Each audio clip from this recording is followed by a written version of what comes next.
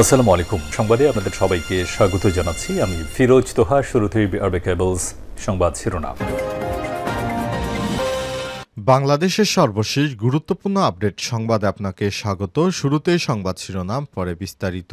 শুরুতেই জানাবো, সৌদির সঙ্গে মিল রেখে আজ চাঁদপুরে অর্ধশত গ্রামে ঈদ পালিত হবে। সৌদি আরবে চাঁদ দেখা গেছে, ফলে আজ রোববার ৩০শে মার্চ দেশটিতে উদযাপিত হবে ঈদ উল ফিতর। এদিকে সৌদি আরবের সঙ্গে মিল রেখে আজ ঈদ উদযাপনের প্রস্তুতি নিয়েছে চাঁদপুরের অর্ধশত গ্রামের ধর্মপ্রাণ মুসল্লিরা। যদিও অনুসারীদের দাবি, মূলত বিশ্বের যে কোনো স্থানে চাঁদ দেখা যাওয়ার ভিত্তিতে চাঁদপুরে অর্ধশত গ্রামে রোজা এবং ঈদ উদযাপন করা হবে। এরপর জানাবো, ফ্যাসিস্ট সরকার আর এক বছর ক্ষমতায় থাকলে আমাকে ঝুলিয়ে দিত বললেন বাবর। সাবেক স্বরাষ্ট্র প্রতিমন্ত্রী বিএনপির প্রতিমন্ত্রী লুৎফুজ্জামান বাবর বলেছেন, ফ্যাসিস্ট শেখ হাসিনা আরও এক বছর ক্ষমতায় থাকলে আমাকে ফাঁসির রশিতে ঝুলিয়ে দিত। শুক্রবার ২৯ মার্চ জাতীয় চক্ষুবিজ্ঞান ইনস্টিটিউট ও হাসপাতালে অভ্যুত্থানে আহতদের দেখতে গিয়ে সাংবাদিকদের উদ্দেশ্যে সব কথা বলেন তারা। এদিকে আন্তর্জাতিক আদালতে হতে হবে আওয়ামী লীগের বিচার, বললেন সামান্তা শারমিন।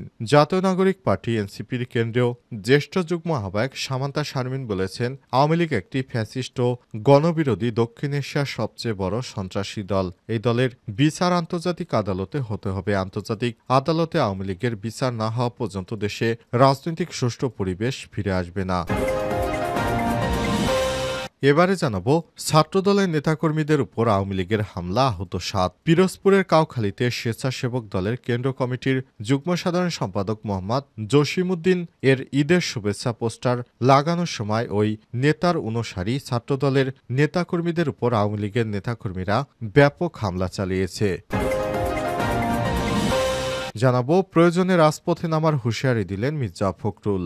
নির্বাচন না দিলে ঈদের পরে রাস্তায় নামার ঘোষণা দিয়েছেন মির্জা ফখরুল, কিন্তু দল ও দেশের জনগণের স্বার্থে আঘাত এলে প্রয়োজনে বিএনপি বারবার মাঠে নামবে, সেটি ঈদের পর, কুরবানির পর বা যে কোনো দিন। এবং সর্বশেষ জানাবো, লালমনিরহাট সীমান্তে ভারতীয়দের মারধরে হাসপাতালে ভর্তি বাংলাদেশিরা। লালমনিরহাট কালীগঞ্জ উপজেলার গোরল ইউনিয়নের লোহাকচি সীমান্তে দুলালী এলাকায় বাংলাদেশি এক নাগরিককে মারধর করেছে ভারতীয় নাগরিকেরা। আর সকাল 10টার দিকে এই ঘটনা ঘটে। আহত মাধবচন্দ্র 40 লোহাকচি এলাকার মৃত মদন মোহনের ছেলে। স্থানীয় সূত্র থেকে জানা গেছে, লোহাকচি সীমান্তে মালদা নদীতে মাছ ধরতে ট্যাপাই বাঁশ দিয়ে তৈরি মাছ ধরার বিশেষ ফাঁদ স্থাপন করে ওই দিন ওই ট্যাপাই এর মাছ ভারতীয় নাগরিকরা চুরি করে নিয়ে যায়। এই কারণে তিনি বিষয়টি দেখে ফেলায় তাকে মারধর করেছে ভারতীয় নাগরিকরা। প্রিয় দর্শক, এতক্ষণ শুনছিলেন সংবাদ শিরোনাম, এবারে বিস্তারিত।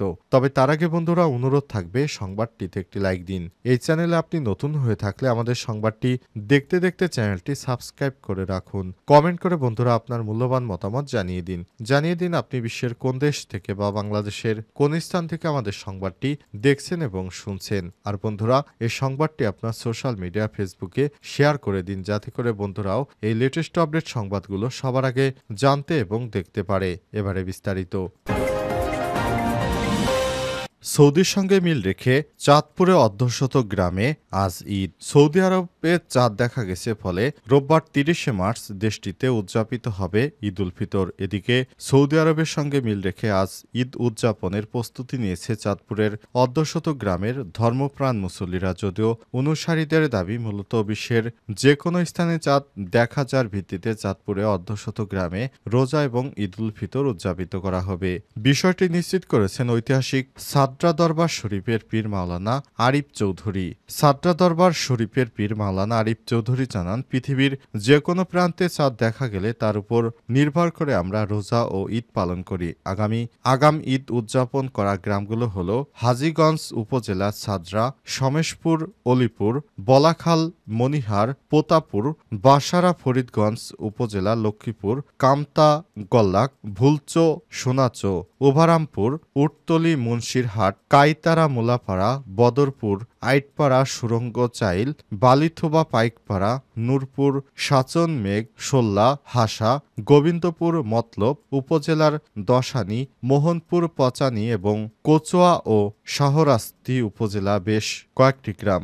স্থানীয়রা জানিয়েছেন কোরআন ও হাদিসের আলোকে ১৯২৮ সাল থেকে প্রথম চাঁদ দেখার উপর ভিত্তি করে ইসলামের সব ধর্মীয় রীতিনীতি প্রচলন শুরু করেন ছাত্রা দরবার শরীফের মরহুম পীর আল্লামা মোহাম্মদ ইসাক চৌধুরী। মাওলানা ইসাকের মৃত্যুর পর থেকে তার ৬ ছেলে এই মতবাদ প্রচার চালিয়ে আসছেন।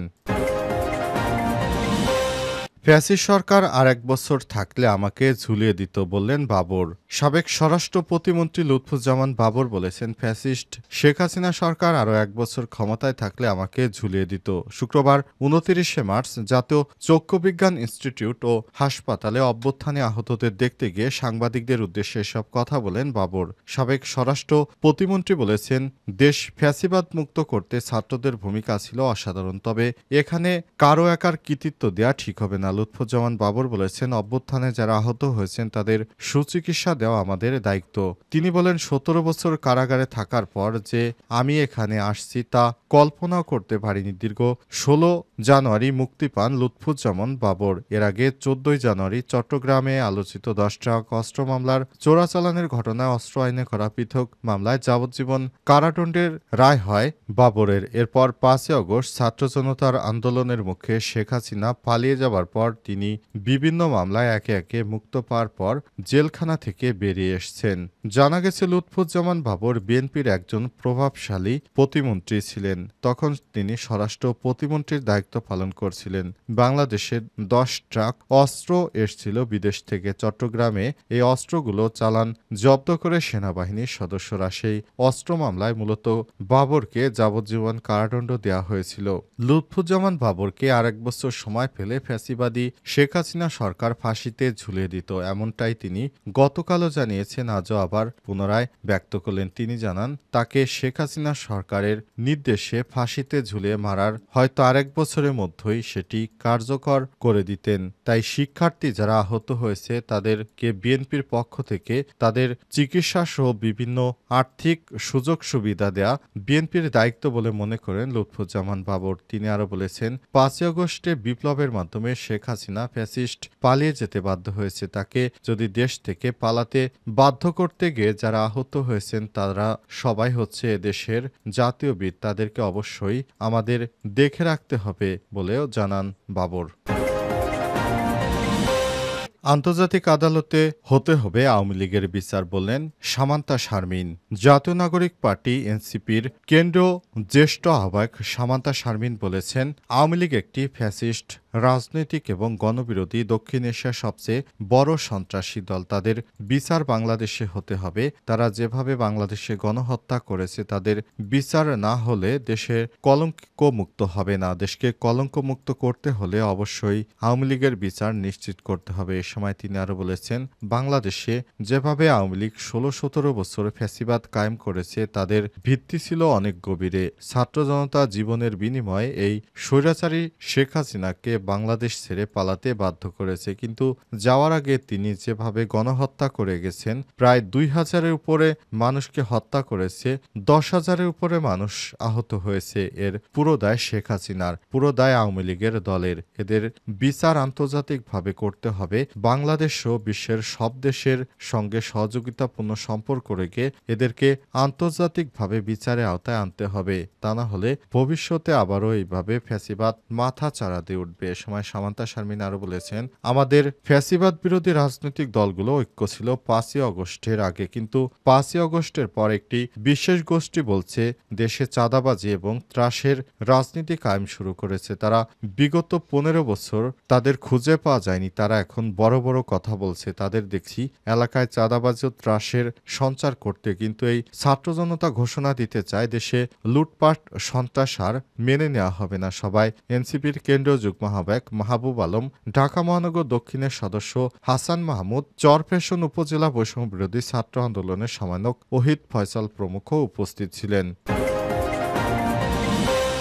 ছাত্রদলের নেতাকর্মীদের উপর আওয়ামী লীগের হামলা, আহত ৭। পিরোজপুরের কাউখালীতে স্বেচ্ছাসেবক দলের কেন্দ্রীয় কমিটির যুগ্ম সাধারণ সম্পাদক মোহাম্মদ জসিমউদ্দিনের ঈদের শুভেচ্ছার পোস্টার লাগানোর সময় ওই নেতার অনুসারী ছাত্রদলের নেতাকর্মীদের উপর হামলা করেছে আওয়ামী লীগের, যুবলীগের ও নিষিদ্ধ ঘোষিত ছাত্রলীগের নেতাকর্মীরা। এই ঘটনায় অন্তত ৭ জন আহত হয়েছে। হামলার ঘটনাটি নিশ্চিত করেছেন কাউখালী থানার ওসি মোহাম্মদ সুলাইমান। হামলার ঘটনা ঘটে পিরোজপুর কাউখালী উপজেলার ৫ নম্বর শিয়ালকাঠি ইউনিয়ন পরিষদের সামনে শুক্রবার রাত ৯টার দিকে। আহতরা হলেন ঢাকা মহানগর উত্তর ছাত্রদলের সাবেক সাধারণ সম্পাদক তারিকুল ইসলাম সুমন, উপজেলা ৫ নম্বর শিয়ালকাঠি ইউনিয়ন ছাত্রদলের সিনিয়র যুগ্ম সাধারণ সম্পাদক জুবায়ের হোসেন, কাউখালী উপজেলা ছাত্রদলের সদস্য বেলাল হোসেন, ৫ নম্বর শিয়ালকাঠি ইউনিয়নের ১ নম্বর ওয়ার্ড ছাত্রদলের প্রস্তাবিত সভাপতি মফিজুল ইসলাম, সাধারণ সম্পাদক মোহাম্মদ রিয়াজ, ছাত্রদলের কর্মী নাইমা কোন, স্বেচ্ছাসেবক দলের কর্মী মেহেদী হাসান এবং